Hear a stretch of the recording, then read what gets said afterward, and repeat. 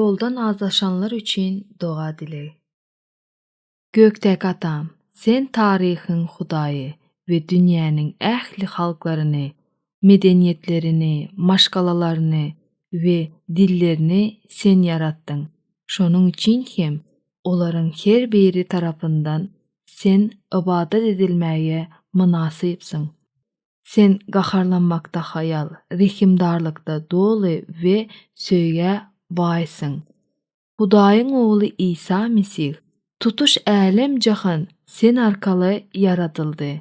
Sen adama öwrilen Hudaýsyň, ýagny bütün dünýäniň, her taýpanyň, her bir halkyň we maşgalanyň, her bir agzasynyň günäleri üçin haçta ölmek üçin adam bolan Hudaýsyň.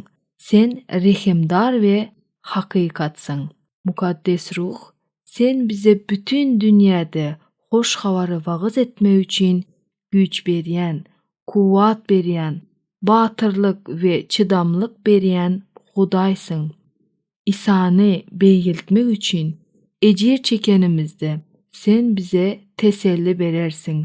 Sen päk we akyllysyň. Ata Hudaý, sen biziň üçinsiň. Biz seni öwýäris. Ogly Hudaý, sen biziň bilensiň. Biz seni beýgildýäris. Mukaddes ruh Hudaý, sen bizdensiň. Biz sana boyun eýýäris. Bir Hudaý üç şahsiýetde halas etmek üçin kuwatlysyň.